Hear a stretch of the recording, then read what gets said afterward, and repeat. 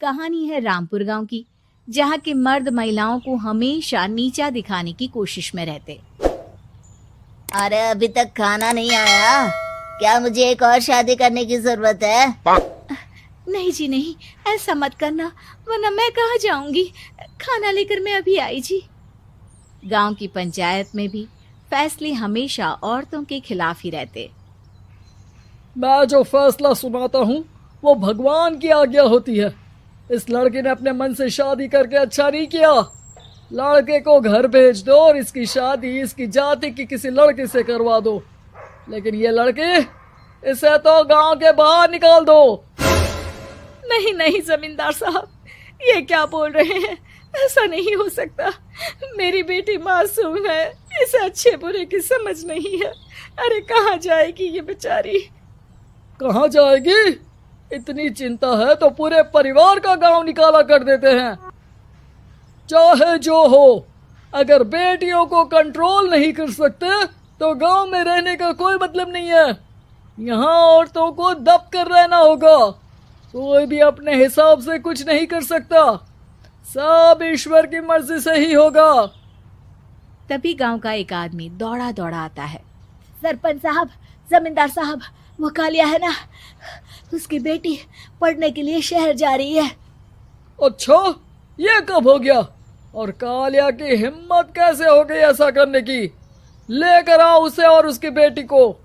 हाजिर हो जाते हैं कालिया और उसकी बेटी सरपंच के सामने।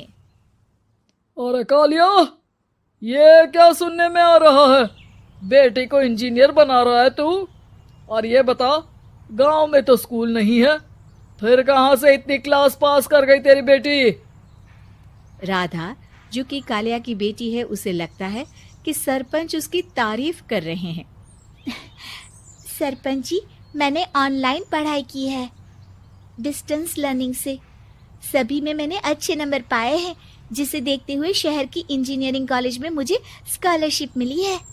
वाह जी वाह, क्या होती है ये? पहले तो ये बताओ, फिर आगे की बात करते हैं। पूरा गांव राधा की बात सुन रहा था और राधा बोलती जा रही थी।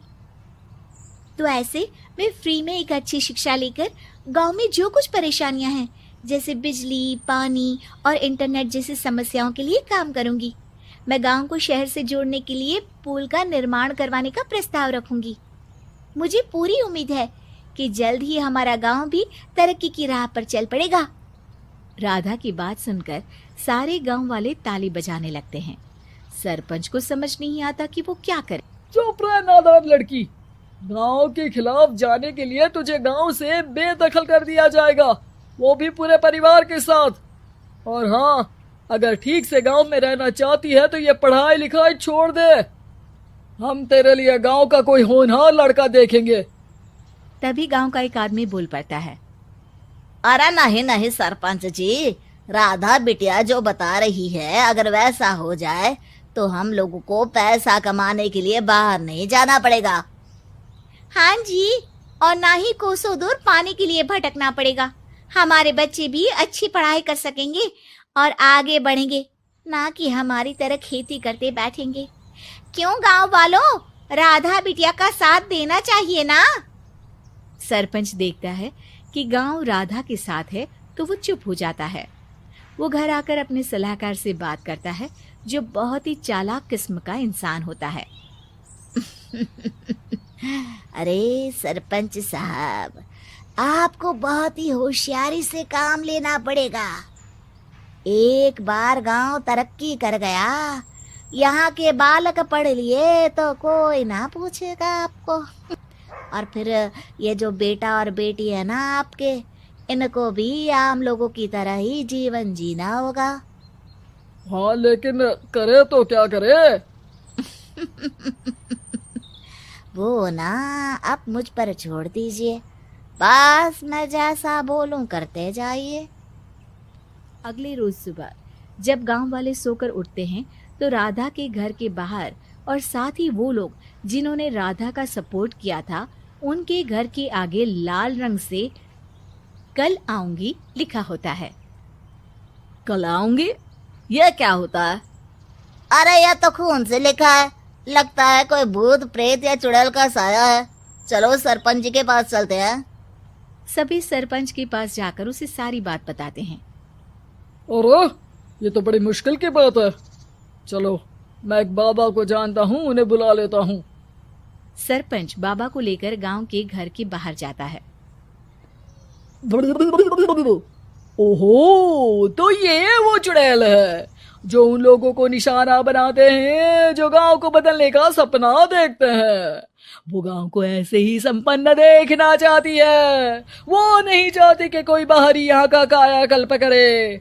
क्या तुम लोगों में से किसी ने गांव को बदलने की सोच रखी है?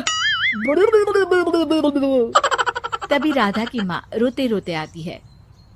मेरी राधा घर से गायब हो गई है। अरे कोई तो बचाओ, मेरी बच्ची कहाँ गई?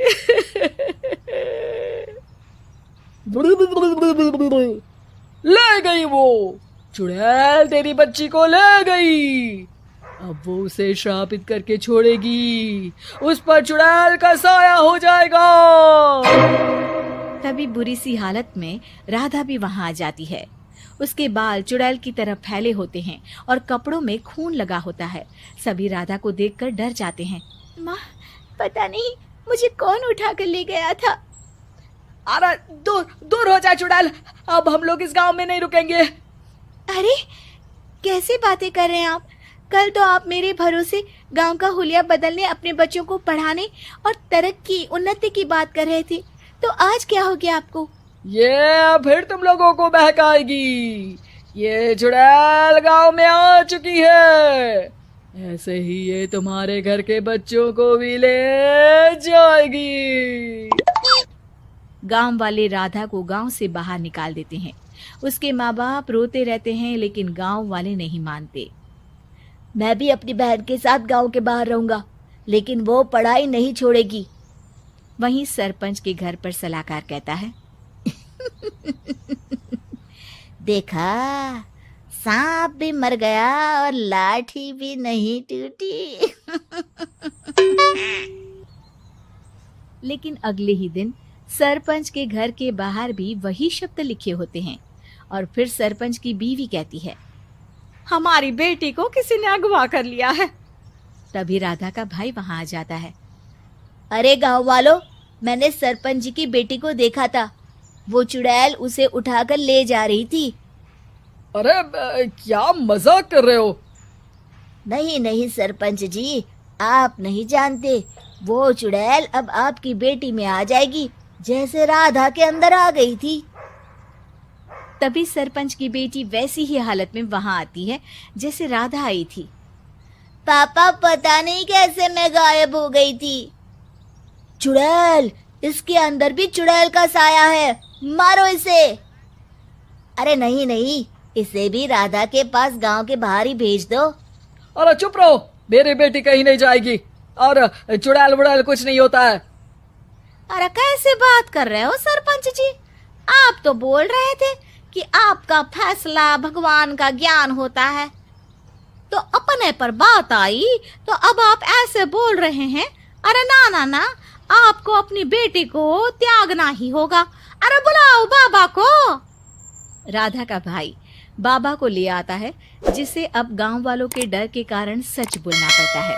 मैं कोई बाबा नहीं हूँ, मैं तो मोची था। ये सलाहकार महोदय ने मुझे कहा था एक्टिंग करने को। अब वो मुझे पैसे देने वाले हैं। अब मुझे माफ कर दो। गलती हो गई, मुझे माफ कर दो। देखा सरपंच जी, जब गांव के बच्चे साक्षर होंगे तो आप जैसे लोगों की चालाकी नहीं चलेगी।